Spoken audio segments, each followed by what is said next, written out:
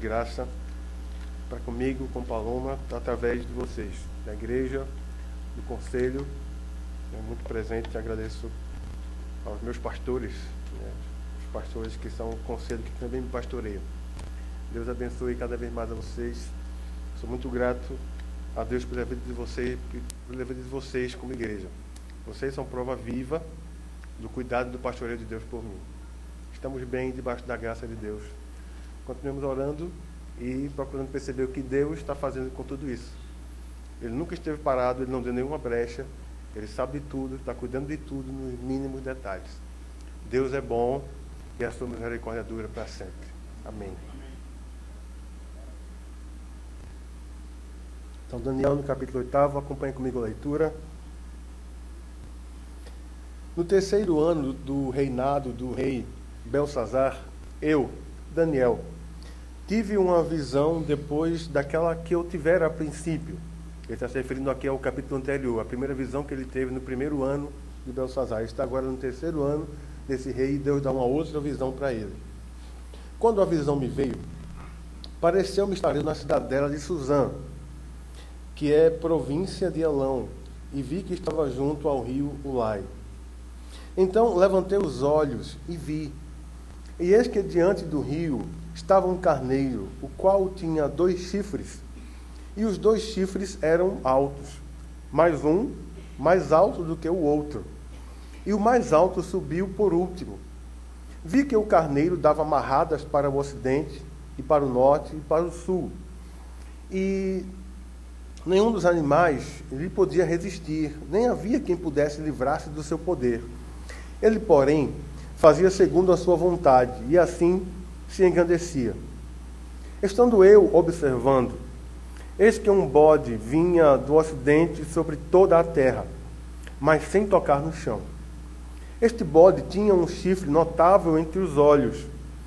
Dirigiu-se ao carneiro, que tinha os 2 chifres, o qual eu tinha visto diante do rio, e correu contra ele com todo o seu furioso poder. Vi-o chegar perto do carneiro, e enfurecido contra ele, o feriu e lhe quebrou os 2 chifres, pois não havia força no carneiro para lhe resistir. O bode o lançou por terra e o pisou aos pés, e não houve quem pudesse livrar o carneiro do poder dele. O bode se engrandeceu sobremaneira, e na sua força quebrou-se-lhe o grande chifre, e em seu lugar saíram 4 chifres notáveis para os 4 ventos do céu. De um dos chifres saiu um chifre pequeno, que se tornou muito forte para o sul, para o oriente e para a terra gloriosa. A terra gloriosa se referindo ao povo judeu, em Jerusalém. Cresceu até atingir o exército dos céus. Alguns do exército e das estrelas lançou por terra e os pisou. Sim, engrandeceu-se até o príncipe do exército. Dele tirou o sacrifício diário, e o lugar do seu santuário foi deitado abaixo. O exército lhe foi entregue com o sacrifício diário, por causa das transgressões. E deitou por terra a verdade, e o que fez prosperou. Depois, ouvi um santo que falava. E disse outro santo àquele que falava: até quando durará a visão do sacrifício diário e da transgressão assoladora, visão na qual é entregue o santuário e o exército a fim de serem pisados? Ele me disse: até 2.300 tardes e manhãs, e o santuário será purificado.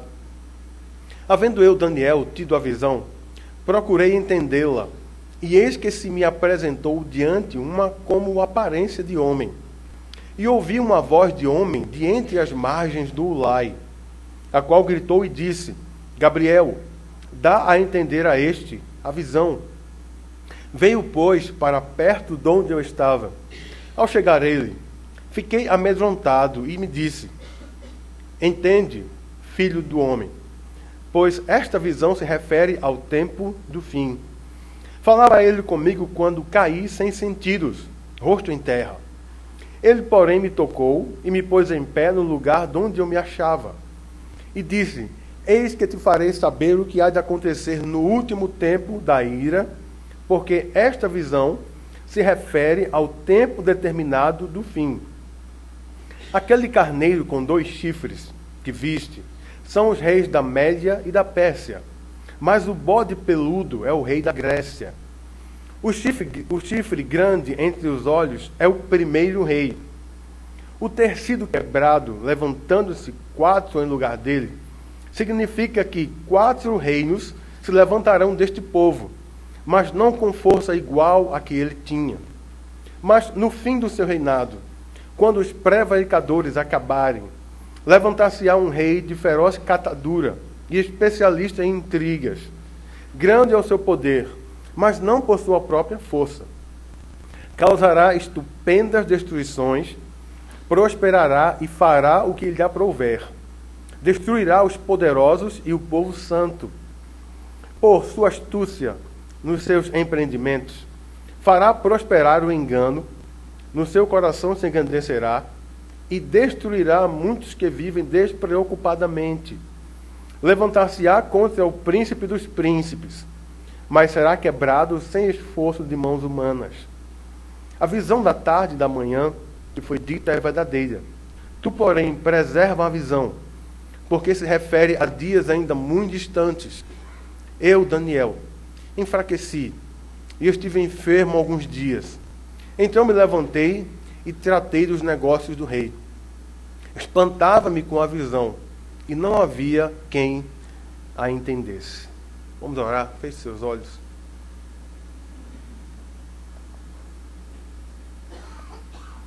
Amado Pai, mais uma vez diante da Tua palavra, Senhor, clamamos a Ti por Tua graça, por Teu favor. Que o Teu Espírito Santo use-nos para que o Teu povo entenda, Senhor, a Tua palavra. E seja por ela edificado, confrontado, para a glória do Senhor. Em nome do Senhor Jesus. Amém. Amém. Amém. Então, sendo bem direto, pela manhã nosso tempo é um pouco mais curto, do primeiro capítulo ao 6º de Daniel, nós vemos basicamente narrativa. Então, ali o Senhor mostra como ele preservou os seus servos, Daniel, seus 3 amigos, Daniel sendo usado como profeta, e seus 3 amigos como instrumentos preciosos na mão de Deus também. Porque através dele, o Senhor se manifestou aquele império, o império babilônico, depois também ao Medo-Persa. Daniel é conhecido como profeta do reino. Só para lembrar, se você observar do primeiro capítulo ao 6º, ainda que não esteja muito claro em alguns capítulos, mas o Senhor demonstra ali claramente que ele tem o domínio sobre tudo. O domínio sobre o coração de todos os homens, que vai do último servo até o coração do soberano. No 2º capítulo nós tivemos ali uma visão muito marcante, visão essa que estava no sonho do rei Nabucodonosor. Então Daniel recebeu de Deus a interpretação daquela visão, recebeu a visão na íntegra, como foi, e a interpretação. E essa visão, essa interpretação, melhor dizendo, do 2º capítulo, ela está intimamente ligada ao que está na primeira visão que ele teve no 7º capítulo, que foi a exposição anterior, e também tem relação com esta visão do 8º capítulo. A primeira, no 7º capítulo, e essa segunda, no 8º capítulo, estão englobadas dentro daquele sonho de Nabucodonosor, dentro daquela interpretação que ele teve no 2º capítulo deste livro. Então, basicamente, a mensagem de Daniel é: o reino de Deus, o reino de Cristo, é o reino acima de todos os reinos da terra. Não há soberano que não se curve diante dele. Não há nenhum que não seja humilhado por ele. Porque ele é quem coloca os reis, é ele quem estabelece os reis e ele quem tira os reis. Ele anunciou, naquela visão, ao rei Nabucodonosor, que haveria sucessões de impérios. Ele descreveu cada uma antes mesmo que acontecesse. Ele é o soberano dos reis da terra. Ele é o soberano do tempo e do espaço. É ele quem coloca os reis e quem tira os reis. É ele quem estabelece os governantes e quem tira os governantes.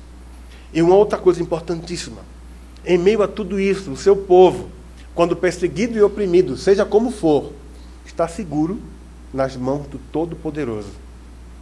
Alguns vão morrer, vão sofrer muito, mas estarão seguros nas mãos de Deus, que preserva os seus servos, primeiro para a glória do seu nome, servindo como instrumento do seu propósito, e depois para mostrar aos povos da terra que o Senhor, e somente Ele, é Deus, e Ele é quem eleva e é Ele quem abate. Então aqui, olhando já para o 8º capítulo, eu quero que você acompanhe comigo aí com a sua Bíblia aberta, por gentileza.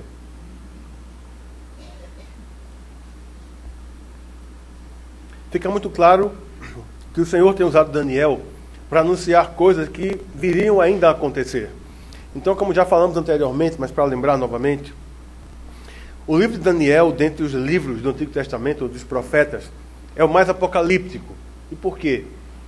Porque Daniel foi usado por Deus para falar sobre coisas que aconteceriam no futuro, não somente em relação ao seu povo, mas coisas que teriam desdobramento, aconteceriam no império vigente, ou nos impérios que viriam, e isso teria implicações para toda a terra. E por que isso? Porque desde Gênesis, passando por cada livro do Antigo Testamento, o Senhor vem anunciando a sua salvação em cada geração e em cada tempo, dizendo o que vai acontecer, e assim acontece. Então Daniel recebeu essas visões relacionadas com acontecimentos futuros. E vamos perceber que desde o capítulo anterior, do 7º, indo até o 12, assume agora essa característica, o livro de Daniel. Primeiro capítulo e 6º, basicamente narrativos. E do 7º ao 12, basicamente apocalípticos. Embora vamos ver que há algumas questões em relação ao povo de Israel, como no capítulo 9, naquela oração que nós vamos ver que Daniel ora perguntando: Senhor, já chegou agora então o tempo de voltarmos para a nossa terra. Pelos meus cálculos aqui, Senhor, já se cumpriu 70 anos, é isso mesmo? E o anjo vem dar a resposta a ele. Mas isso aí, cenas do próximo sermão. Então essas visões foram apocalípticas, que eram uma das formas de Deus falar, de revelar ao seu servo, ao seu povo e também ao mundo o que aconteceria no futuro. Então, a primeira visão foi exposta no capítulo anterior, e só para lembrarmos aqui, nós vimos que ele colocou 4 visões, basicamente 4 figuras. Então vimos 4 ventos e 4 criaturas. Isso representavam os impérios que reinariam subsequentemente. Então, lembrando, Babilônia, que era um império vigente na época, depois viriam os Medo-Persas, viriam então a Grécia. Depois da Grécia, por um tempo, viriam os 4 generais de Alexandre. Depois ali viria ainda, o que vamos falar sobre hoje, essa figura, o Antíoco IV Epifânio. E depois, então, mais ou menos contemporâneo ali, no mesmo período, um pouquinho depois, Roma então se engrandece e assume o império. Então, basicamente, vimos também, dentro da visão, um ancião de dias, que em harmonia com o que é visto lá em Apocalipse, é uma figura que representa e que aponta para Deus, o Eterno. E alguém semelhante ao Filho do Homem, e é claro, isso também apontando para o Senhor Jesus Cristo, aquele que viria com as nuvens, e que receberia das mãos do ancião poder e glória para reinar. Ele daria isso ao povo santo. Então fizemos do paralelo com a carta aos Efésios. Paulo, ele escrevendo, usado pelo Espírito Santo, diz: olha, ele recebeu de Deus e o deu à igreja. Vimos também que ele recebeu esse domínio não simplesmente por um tempo, mas foi o quê? Para reinar eternamente, porque o seu reino domina sobre tudo e sobre todos. Como falei, essa visão está intimamente ligada à primeira relação muito profunda com o sonho de Nabucodonosor no capítulo 2. Então o Senhor anuncia as coisas futuras, e ele fala isso em Isaías. No capítulo 44 de Isaías, versículos 7 e 8, ele diz: olha, quem é que pode ser comparado a mim, que anunciou as coisas que ainda hão de acontecer? Se houver, me diga, porque eu quero saber. Porque não há Deus como eu, não há outro, não há rocha nenhuma, senão o vosso Deus, o Senhor. E a mensagem básica desse livro de Daniel como um todo é: o reino de Cristo triunfa e reina sobre todos os reinos da terra. E quero que você olhe comigo agora para o texto do 8º capítulo. Os versículos 3º e 4º, levando a ligação que há com o versículo 20, que é a interpretação do que é visto. Então, os versículos 3º e 4º tem a interpretação do versículo 20. O carneiro com 2 chifres representa quem? Representa os reis da Média e da Pérsia. Por isso os 2 chifres. Um chifre representando a Média e o outro a Pérsia. Então, eles saíram conquistando nações aonde iam. Foram expandindo o seu império e ninguém podia resistir àqueles reis, pelo seu poderio, pela sua imponência e pela sua força. A interpretação dos versículos 5º ao 8º está no versículo 21, falando agora sobre o bode. Esse bode representa a Grécia. E há um chifre. Por quê? Porque esse chifre aponta para Alexandre Magno, conhecido ainda como Alexandre o Grande. A descrição aqui, que você vai ver aí, de não tocar o chão, faz alusão à sua velocidade. Os gregos eram muito rápidos e mortais nos ataques e se expandiram muito rapidamente pelo ocidente, dando a impressão de que não tocavam o chão, como se eles voassem, porque foram tão rápidos em conquista. Alexandre Magno, Alexandre o Grande, ainda hoje é tido na história como um dos maiores líderes, um dos mais eficazes em termos de conquista, não só pela expansão da conquista, mas também pelo pouco tempo em como ele conseguiu isso. Nenhum outro na história é conhecido, pelo menos até hoje, em ter conseguido tão rapidamente o domínio quanto Alexandre o Grande. Mas nós vemos aqui que a Grécia derrotou e conquistou completamente o Império Medo-Persa. Então, assim que depois de Nabucodonosor veio Belsazar, no tempo dessa visão aqui que Daniel teve. Após ele vieram então os Medos, com Dario, que assumiram o Império. E depois de Dario veio então Ciro, o Persa, que também foi usado por Deus em alguns momentos decisivos para o seu povo. Foi Ciro quem liberou o povo, ali naquele tempo de Esdras, para então ir e reconstruir a vida lá em Jerusalém. Então, Ciro é esse chifre mais alto, que foi se expandindo. Bom, Ciro, mesmo sendo tão forte e imponente, também não resistiu a Alexandre, quando este veio também com seu ímpeto e sua força. E há algo semelhante nesses imperadores. Se você observar, o tempo de ruína, o tempo de queda de cada um, sim, foi estabelecido por Deus. Mas há algo semelhante em cada um deles. A arrogância e a soberba em seus corações lhes tornaram vulneráveis. A soberba, a arrogância, o senso de segurança abriu então brechas para que outros impérios atentos viessem e destronassem o império vigente e ficassem em seu lugar. Então, Alexandre, por sua vez, por soberba e arrogância nas suas conquistas, se tornou cada vez mais vanglorioso e o seu exército também junto com ele. Mas isso durou pouco tempo. No auge de sua força, Alexandre dando uma festa, ele morreu após cerca de 11 dias, sofrendo. Alguns dizem que foi por uma forte dor de cabeça. Outros falam que foi uma forte febre. Alguns atribuindo algum tipo de bactéria ou alguma infecção que vinha do lado do Nilo, do Egito. Não se sabe ao certo a causa da morte de Alexandre. Até hoje é um mistério ainda. E ninguém relatou o quê. Mas, em última instância, sabemos que foi o Senhor quem guiou tudo. E o Senhor estava aí, então, conduzindo todas as coisas. Deus foi quem o deteve. Após ele, então, vem os 4 chifres que saíram da própria Grécia. Os 4 maiores generais de Alexandre. Nós sabemos, conhecemos os nomes deles. O primeiro foi Cassandro, que ficou, digamos assim, que assumiu a parte da Macedônia. Depois vem Lisímaco, que ficou ali com a Trácia e a Ásia Menor. Depois veio Seleuco, que assumiu a parte da Síria. E finalmente Ptolomeu, que pegou ali a parte do Egito, na África.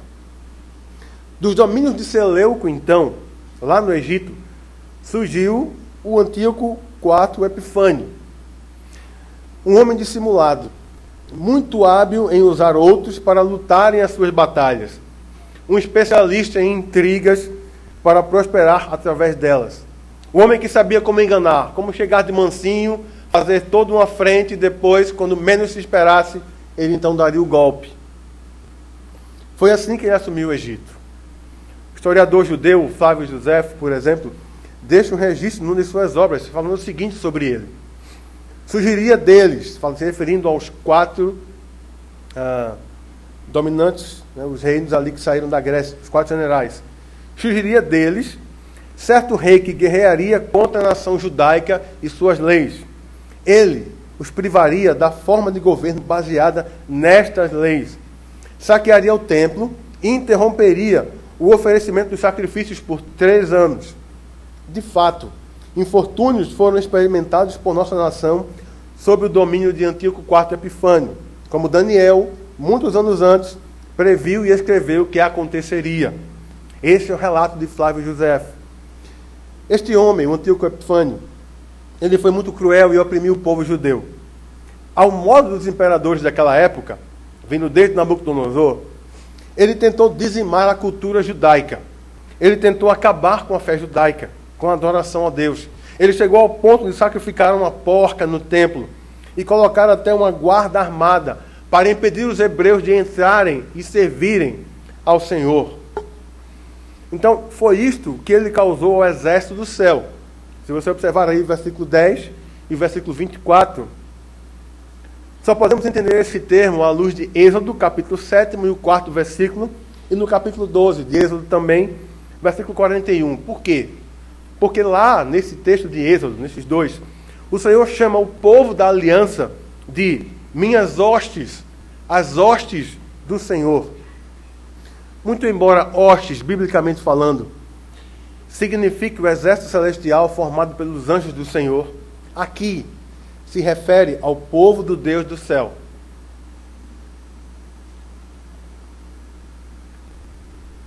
Então, perseguir e matar este povo são pecados contra Deus, são pecados contra o céu. Levantar-se contra o príncipe dos príncipes consistiu em impedir o culto a Deus e profanar os sacrifícios santos, realizando sacrifícios pagãos em lugar dos sacrifícios estabelecidos por Deus na sua lei.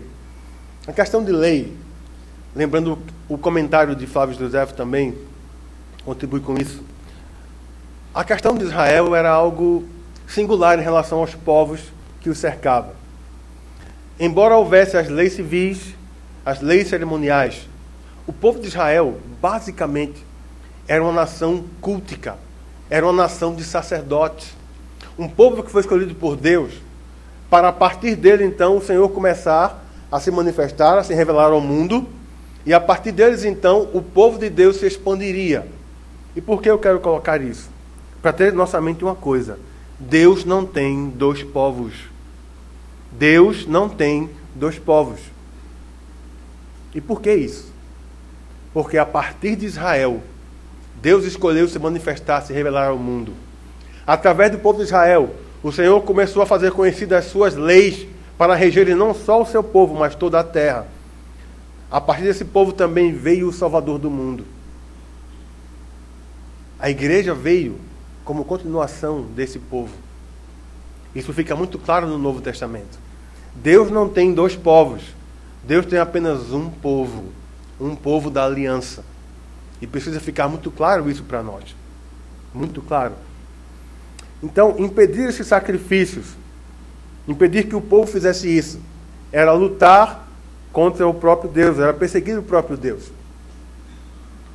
Em Atos, no capítulo 9, quando conhecemos ali bem a história da conversão de Saulo, lembra quando ele cai no caminho, fica atordoado, e então aquela voz, ele vê aquele grande clarão e pergunta, depois da exclamação do Senhor a ele, depois do volcativo, né? Saulo, Saulo, por que me persegues? E ele pergunta, Senhor, quem és? Eu sou Jesus, a quem tu persegues. Mas ele não estava perseguindo os cristãos? Perseguir os cristãos é perseguir o próprio Cristo, é perseguir o próprio Deus. Intentar contra os filhos de Deus é intentar contra o próprio Deus. Quer ver uma figura muito simples e que nos vem muito rápido ao coração? Os pais. O filho e a filha estão ali brincando. E alguém de repente vai e empurra, começa talvez a bater. O que é que você vai fazer? Vai ficar parado? De jeito nenhum. Você vai em cima, pode ser quem for. Tem um amigo que ele dizia, está vendo aqui meu filho de 5 anos? Eu estou aqui longe, mas se alguém chegar e bater nele, fizer alguma coisa, pode ser Mike Tyson, pode ser o maior gigante, eu vou em cima dele com tudo. Porque mexeu com meu filho, mexeu comigo. As mães, não sei se ainda hoje mantém esse provérbio dito popular. Quem a boca do meu filho beija, a minha adoça. É antigo que algumas mães diziam, talvez algumas aqui digam isso, ou talvez já ouviram de sua mãe. Mexer com o filho é mexer com o pai, mexer com a mãe. Mexer com o povo de Deus é mexer com Deus. Ninguém se engane. E quem mexe com o povo de Deus não fica impune. mesmo que seja instrumento para discipliná-lo, para disciplinar o seu povo, não ficará impune. Exemplo disso, a própria Babilônia. Lembram com Abacuque? Olha, Abacuque, eu vou suscitar os caldeus, vou disciplinar meu povo através dos caldeus. Mas, Senhor, você vai trazer um povo ímpio para tratar o povo santo? Que é isso? Fique tranquilo, mais ou menos isso. Refrigera, Abacuque. Eles também vão ter a disciplina deles. Eles também serão julgados. Eles receberão também a sua paga pelas suas obras. Então, mexer com o povo de Deus é mexer com o próprio Deus. E Epifânio, então, levantou-se contra o príncipe dos príncipes, contra o príncipe do povo de Deus. E, é claro, alusão também ao próprio Cristo, ao próprio Senhor Jesus.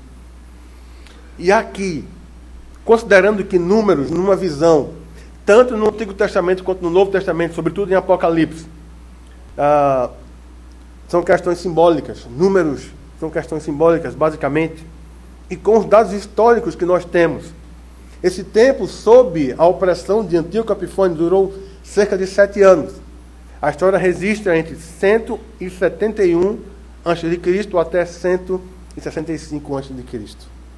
Então, nesse período, então, surgiu a revolta dos Macabeus, filhos de um homem chamado Matatias, que era um Cohen, que participava da vida religiosa do povo. Então, esses conhecidos como os Macabeus, a famosa revolta dos Macabeus veio daí. Então, nos 3 primeiros anos, toda aquela opressão sobre Antíoco Epifânio. E nos 3 últimos anos e meio, quando houve todo aquele sacrifício, toda aquela coisa, a revolta, tudo começou a indignar o povo. Então veio essa revolta dos Macabeus, e então veio então a derrocada de Antíoco IV Epifânio. Este sim, este morreu com um câncer avassalador. Não houve chance para qualquer tipo de tratamento. E ele morreu com cerca de 53 anos. E não pode ser ajudado por ninguém. E quem estava, também assim como na morte de Alexandre, cuidando de tudo? O nosso Deus. Guiando tudo de acordo com seus propósitos eternos e que não podem ser mudados por homem nenhum, por povo algum. Então, a promessa de que esse tempo terminaria, de que esse tempo acabaria, de que essa opressão acabaria, porque houve a pergunta aqui do santo. Veja, versículo 13. Depois ouvi um santo que falava, e disse outro santo àquele que falava: até quando durará a visão do sacrifício diário e da transgressão assoladora, visão na qual é entregue o santuário e o exército a fim de serem pisados? Então ele responde no 14. Ele me disse: até 2.300 tardes e manhãs, e o santuário será purificado. Então, como eu falei, aqui esse tempo é simbólico, basicamente simbólico, não é um número exato, mas ficou basicamente entre os anos 171 a 165 antes de Cristo. E o Senhor então veio usando os Macabeus com aquela revolta. Ele foi derrotado, o Antíoco Epifânio, expulsos aqueles que estavam sob seu domínio, e então voltaram a sacrificar ao Senhor, purificaram o templo e voltaram a fazer os sacrifícios. Então, como anunciado por Deus, que também tem a ver com o sonho de Nabucodonosor no capítulo 2, ele foi quebrado sem esforço de mãos humanas. Ele foi quebrado, dobrado sem esforço de mãos humanas. E aqui vale salientar um comentário, algo aqui, que se aplica tanto ao Antíoco IV Epifânio quanto ao Império Romano, que também foi derrotado sem o auxílio de mãos humanas. Uma coisa que precisa ser muito esclarecida, e bem esclarecida aqui, são 2 termos. O tempo do fim, que está no versículo 17, e dias muito distantes, ainda muito distantes, no versículo 27. Eles não se referem ao tempo do fim do mundo. Gravem isso, por favor. Esse tempo do fim não se refere ao tempo do fim do mundo. E por quê? Há algumas correntes de interpretação que já querem muito rapidamente atribuir esse chifre que sai dos 4 chifres, que é o anticristo. Não é. Antíoco Epifânio é claramente aqui destacado. E houve já o seu tempo e ele já foi derrotado. Não é o anticristo a quem esse texto está se referindo. Esse tempo do fim não é o tempo do fim do mundo. Não é. Esse tempo do fim se refere ao quê? Ao tempo em que teria fim essa opressão por Antíoco Epifânio, e se encerraria o tempo para então chegar agora o reino messiânico, o reino do Messias, que seria inaugurado com a vinda de Cristo, com a encarnação do Verbo, que veio e assumiu forma humana, para então trazer salvação ao seu povo. Então se refere a isto.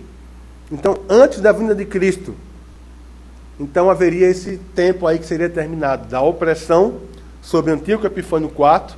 Então Roma cresceria e tomaria o império, e no tempo de Roma, então, Cristo viria e inauguraria o seu reino aqui na terra. Muito embora, em termos de princípio e em essência, o espírito que estava em Antíoco Epifânio e nos outros era o mesmo do anticristo, que serão sempre anti-Deus, contra Deus e contra o povo de Deus, mas ele não era o anticristo, porque aqui nesse texto ele não está se referindo ao anticristo. Isso virá mais à frente, de maneira muito clara, no Novo Testamento. E uma coisa que fica muito clara aqui para nós nesse texto, algumas lições antes de entrarmos nas aplicações. Primeiro, nós vemos aqui que o Senhor tem completo e total domínio sobre a história. Ele dita a história. Ele guia e comanda os eventos que acontecem nessa terra, em todos os reinos. E também na vida pessoal, familiar, de todas as pessoas do mundo. Segundo, o Senhor também anuncia aos seus servos. O Senhor não deixa os seus servos desavisados. Daniel ficou sabendo, registrou e relatou isso ao seu povo. E as nações do mundo também ficaram sabendo isso através dele. E uma outra coisa, outra lição preciosa. O povo de Deus está seguro nas suas mãos. Embora vejamos aqui que ele deixa muito claro que, olha, alguns do povo santo morrerão. Isso tem acontecido no decorrer da história do povo de Deus. Há momentos de perseguição em que muitos são mortos, inclusive, mas que estão seguros nas mãos de Deus, porque a morte para o povo santo não é o fim. A morte para o povo de Deus não é o fim. Entrando então aqui nas aplicações. É Deus quem tem o domínio das nações. O Salmo 33 tem 2 versículos ali que falam isso de maneira muito clara, de maneira muito especial. Se você observar ali, a partir do versículo 11 e 12, o Senhor, a partir do 10, o Senhor anula, o Senhor frustra as nações e anula os intentos dos povos. O conselho do Senhor durará para sempre. O desígnio do seu coração por todas as gerações. E no 12 ele diz: feliz a nação cujo Deus é o Senhor e o povo que ele escolheu para a sua herança. Por mais que tentem, reino algum terá domínio permanente. Falem qual o império que durou mais tempo nessa terra. Cite para mim um império que tenha durado 1000 anos, 1500 anos. Nenhum. Porque o reino de Cristo, somente o reino de Cristo é o reino eterno. Reinos e reinos passam nesse mundo. Homens que são notáveis, estão registrados na história, mas que já passaram. O próprio texto deixa claro alguns impérios: o babilônico, o medo-persa, o grego, os 4 generais, o próprio Epifânio, depois veio Roma. Enquanto os outros acham que dominam, mas eles têm um tempo estabelecido por Deus. E quando Deus diz basta, acaba o seu período. Deus estabeleceu o seu reino entre os reinos do mundo. O seu reino é reino eterno. É Ele quem dá aos homens, inclusive, poder e autoridade para governarem. No 4º capítulo desse livro, Daniel, fica muito claro, quando o próprio Nabucodonosor dá testemunho sobre isso. Olha, o Senhor é quem tem o domínio do reino dos homens e o dá a quem quer. E ninguém pode deter a sua mão, nem lhe dizer: que fazes? Um reino após o outro tenta deixar marcas com a esperança de perpetuar o nome na história. Mas somente um reino eterno dura para sempre, que é o reino de Jesus Cristo. Não há outro que possa ser comparado a ele. Esses impérios se gastam tanto, mas no final o que é que fica? Não desfrutam do poder como gostariam de desfrutar. acaba sendo em vão todo o propósito deles. Porque eles estão em cima de vaidade e vaidade de correr atrás do vento. A cobiça destronou vários desses impérios, vários desses reinos. Um princípio que é colocado por Paulo, lá na primeira carta de Paulo a Timóteo, capítulo 6, versículo 6 ao 10. Ele ensina ali sobre contentamento. Olha, tendo o que comer e com o que nos vestir, estejamos contentes. Porque aqueles que querem ficar ricos acabam caindo em muitas ciladas, não poucas. Estes reinos não se submetem a Deus e sempre se opõem a Deus e ao seu povo. Eles sempre serão anti-Deus, como eu falei, em essência, em princípio. O espírito anticristo já está neles desde sempre, porque é essa a condição que ficou o coração do homem a partir do Éden. O homem em rebelião contra Deus, querendo autonomia, querendo guiar a própria vida, querendo fazer tudo do seu jeito. Mas Deus resiste aos soberbos, contudo aos humildes concede a sua graça. Os propósitos desses reinos são egoístas, uma busca desenfreada por poder, por riqueza e por renome. Mas eles sempre passam e são frustrados pelo Senhor. Eu sei que vocês sabem bem disso, mas me lembrem, me ajudem. Como é que a história do mundo é dividida em termos de cronologia? Em antes de Cristo e depois de Cristo. Não é antes de Nabucodonosor, depois de Nabucodonosor. Não é antes de Ciro, depois de Ciro. Não é antes de Roma e depois de Roma. É antes de Cristo e depois de Cristo. Porque Ele é o rei desse mundo. Quer os homens gostem ou não, aceitem ou não, Cristo tem o domínio sobre tudo e sobre todos. E esses reinos existem e eles buscam servos para atingir seus objetivos. Cada um de nós serve a um reino. E que reinos são estes? Ou servimos ao reino de Cristo, ou servimos ao reino do eu, o reino dos homens, ou servimos ao reino das trevas. A que reino você está servindo? Quem é o teu soberano? Se servimos ao reino de Cristo, temos que submeter todos os nossos sonhos e projetos a Ele, para que Ele, de acordo com a sua vontade, os estabeleça. E a Ele seja a glória por cada uma dessas coisas, se vier a acontecer. Se somos o seu povo, somos propriedade dEle. É Ele quem deve direcionar nossa vida, porque Ele tem todo o direito a fazer isso. Mas isso é uma luta diária para todos nós em vários momentos. Luta diária. Porque muitas vezes somos muito rápidos em querer fazer nossa vontade. Pensamos em algo, às vezes coisas muito boas até, com motivações as mais legítimas possíveis. Mas somos muito rápidos em querer fazer. E às vezes esquecemos desse ímpeto de consultar a Deus se é aquilo mesmo que devemos fazer.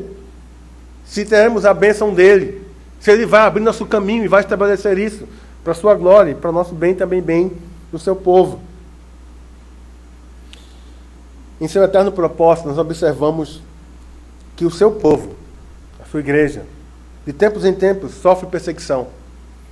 Seja pelos seus próprios pecados e pelo Senhor é disciplinada, ou então por autorização do próprio Deus, como um período de provação, de tribulação, para que o ouro seja refinado. Em seu eterno propósito, nós vemos que Deus faz isso também com o seu povo. Todos os períodos de opressão e sofrimento impostos ao povo da aliança nunca deixaram e nunca deixarão de ter a coordenação desse poderoso Deus da aliança. Em cada tempo, o Senhor preserva o seu povo. Se a perseguição ao exército do céu no século XXI crescer, não precisaremos temer. Estamos seguros nas mãos dele. O que tem acontecido ultimamente tem trazido temor a muita gente. Estamos, às vezes, pensando e orando, Senhor, o que está acontecendo aí afora? Olha esse governo, veja os desmandos.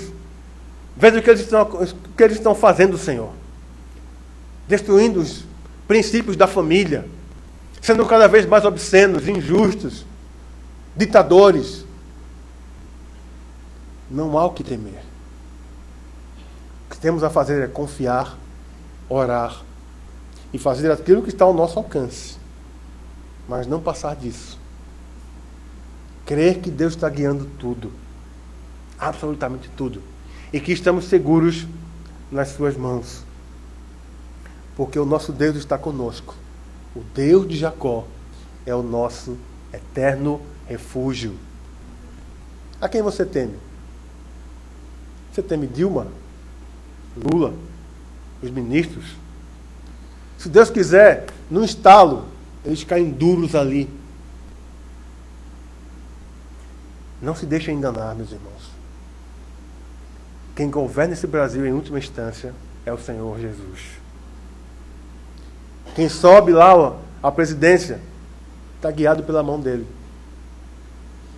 Aqui, temos locais, prefeitura, estado, cada secretaria, vereadores, deputados, ministros, todos estão debaixo do controle dele. E está chegando o dia em que ele virá para julgar cada um destes.